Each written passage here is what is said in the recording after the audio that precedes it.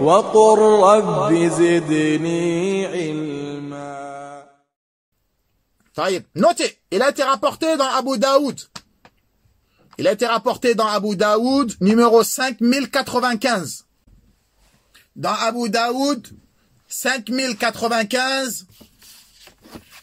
Et dans Tirmidhi, 3426. Un hadith de Anas ibn Malik. Radiyallahu anhu. Écoutez bien les frères et sœurs. Sûrement ce hadith-là, il y en a beaucoup parmi vous qui l'ont mémorisé. Mais est-ce qu'il y en a beaucoup parmi vous qui le mettent en pratique? Allahu a'lam. Écoutez bien ce qu'un Rasul sallallahu alayhi wa sallam il a dit concernant at-tawakkul. Anas ibn Malik il a dit قال رسول الله صلى الله عليه وسلم que le prophète sallallahu alayhi wa sallam il a dit Man qala idha kharaja min baytihi, celui qui dit lorsqu'il sort de chez lui pour aller au travail ou je ne sais où, celui qui dit à chaque fois avant de sortir de chez lui, écoutez bien, Bismillahi tawakkaltu ala Allahi wa la hawla wa la quwwata illa billahi. Bismillahi tawakkaltu ala Allahi wa la hawla wa la quwwata illa billahi. Celui qui dit avant de sortir de chez lui, au nom d'Allah, tawakkaltu ala Allah, je m'en remets à lui. Je place ma confiance en lui seul. Wala hawla, il n'y a ni force. Wala quwwata, il n'y a ni puissance que par Allah subhanahu wa ta'ala. Le prophète, il a dit, c'est lui qui dit ça avant de sortir de chez lui. Yuqalu lahu, on lui dira, les anges lui diront, hudita, tu as été bien guidé. Wa kufita, et tu as été épargné du mal. Wa wuqita, et tu es sous la protection d'Allah subhanahu wa ta'ala. Il n'y a aucun mal qui va t'arriver. C'est pas moi qui le dis. Le prophète sallallahu alayhi wa sallam, il a dit, celui avant de sortir de chez lui, qui dit Bismillah, au nom d'Allah, tawakkaltu ala Allah, je place ma confiance en Allah seul. Je sors de chez moi, mais je sais pas ce qui va m'arriver dans la rue. Je sors de chez moi, mais je sais pas ce qui va m'arriver au travail. Mais Allah, je m'en remets à toi. Wala hawla, il n'y a pas de force, il n'y a pas de puissance. Là, tu te désavoues toi-même. Parce que tu sais qu'être humain, tu es rien sans Allah. Le prophète, il a dit, celui qui dit cette invocation à chaque fois avant de sortir de chez lui, on lui dira, tu as été bien guidé. On lui dira, tu as été épargné de tout mal. On lui dira, tu es sous la protection d'Allah. Il n'y a aucun mal qui va t'atteindre. Ça, c'est le tawakkul. Le prophète, sallallahu alayhi wa sallam, il a dit, وَتَنَحَّى عَنْهُ الشَّيْطَانِ. Shaitan, il va s'écarter de toi, il va pas s'approcher de toi. Les shayatines, ils vont s'écarter de toi. Et le prophète, il a dit, sallallahu alayhi wa sallam, un shayatine, il dira à ton shayatine qui est souvent avec toi pour t'endurer, pour t'égarer, il lui dira, Kayfa laka bi rajulin, que veux-tu faire? Que peux-tu faire d'une personne qad hudiya, qui a été guidée? Que peux-tu faire d'une personne qui a été préservée? Que peux-tu faire d'une personne qui est sous la protection d'Allah? On peut rien lui faire. Il n'y a aucun mal qu'on peut lui faire. Un shayatine, il dira à un autre shayatine, te concernant toi, le serviteur, il lui dira à cette personne-là qui a fait cette dua, qu'est-ce que tu peux faire de lui? Il a été bien guidé. Il est préservé et il est sous la protection d'Allah. On peut rien contre lui. Donc, vous avez vu au début de la dua, on dit Bismillah, qu'est-ce qu'on dit? Tawakkaltu ala Allah. Je place ma confiance en Allah. Tu dis pas parce que je suis fort, parce que je fais de la muscule, hein, parce que je fais parce que je fais des combats de boxe, je suis fort, je peux me défendre tout seul. Non, tu dis que je place ma confiance en Allah, je m'en remets à lui seul, c'est lui seul qui peut me préserver. C'est ça, tawakkul les frères. Maintenant, cette dua-là, est-ce qu'on l'a fait avant de sortir chez nous ou pas?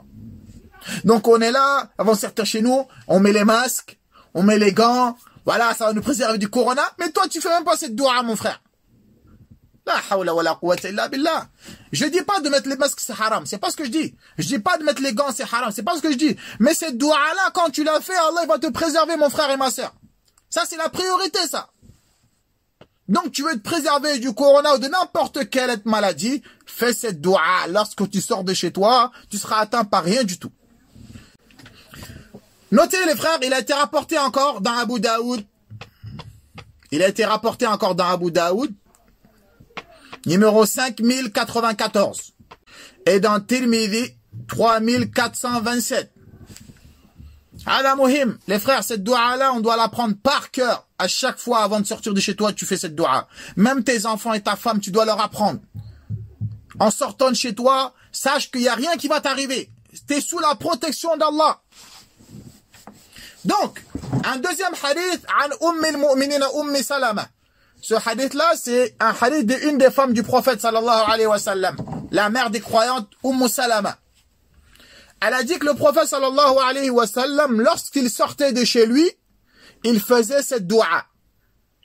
Salama, elle a dit qu'à chaque fois qu'un Rasul, sallallahu alayhi wa sallam, kana idha kharaja min baytihi, lorsque le prophète, sallallahu alayhi wa sallam, il sortait de chez lui, il faisait cette dua. C'est quoi cette dua?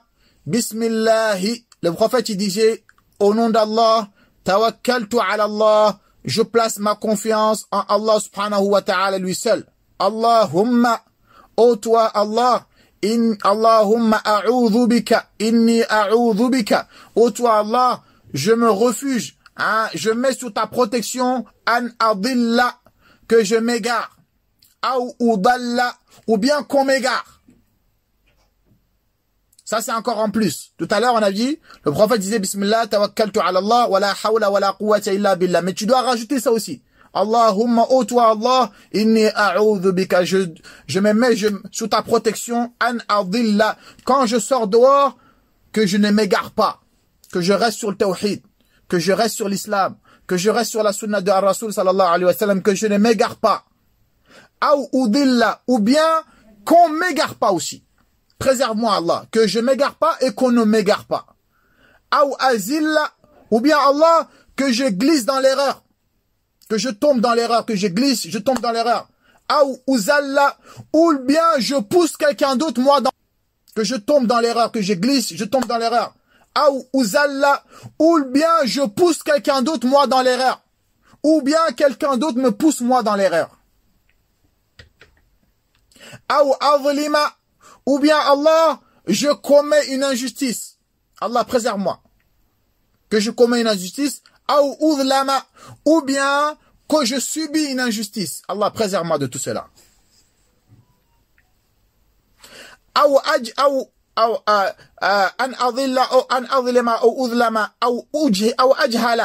bien Allah, préserve-moi du comportement insensé. Préserve-moi de l'ignorance. Que je me comporte mal dans la rue. Préserve-moi de cela. Ou Allah, préserve-moi de ne pas être une victime des insensés. Préserve-moi qu'on soit pas ignorant contre moi, qu'on ne m'insulte pas, hein, qu'on soit pas injuste envers moi. Il a akhirihi. Tout ça, ça fait partie des choses que Ar-Rasul sallallahu alayhi wa sallam nous a enseignées. Dans Abu Daoud, toujours, numéro 5096. On a vu le hadith quand tu sors de la maison. Qu'est-ce que tu dois dire? Là, quand tu rentres chez toi, le prophète sallallahu alayhi wa sallam, ce hadith dans Abu Daoud, le prophète il disait quand il rentre chez lui, Bismillah, au nom d'Allah, Bismillah wa lajna, au nom d'Allah, je rentre chez moi. Wa Bismillah kharajna, et c'est au nom d'Allah que je suis sorti de chez moi. Wa ala Allah tawakkalna, et c'est en Allah seul que nous plaçons notre confiance. Et ensuite, le prophète il a dit ensuite, tu dis à ta femme et à tes enfants, quand tu rentres, salamu alaykum, tu salues les gens de la maison. Mais quand tu rentres, qu'est-ce que tu dois dire? Bismillah wa lajna. C'est au nom d'Allah que je suis rentré. Wa bismillah kharajna. Et c'était au nom d'Allah que je suis sorti. Wa ala rabbana tawakkalna. Et c'est en Allah seul que je place ma confiance. Et ensuite tu dis à ta famille, assalamu alaykum. Tu les salues. Mais tu dois dire cette dua. Et il y a quoi à la fin de cette dua? Wa ala Allahi tawakkalna. Et c'est en Allah seul que je place ma confiance. C'est lui qui m'a facilité que je suis sorti. Et c'est lui qui m'a facilité que je suis revenu indemne dans ma maison. Sans problème. Donc le musulman, tu comptes pas sur ta force. Ni sur ton intelligence. C'est Allah qui t'a facilité.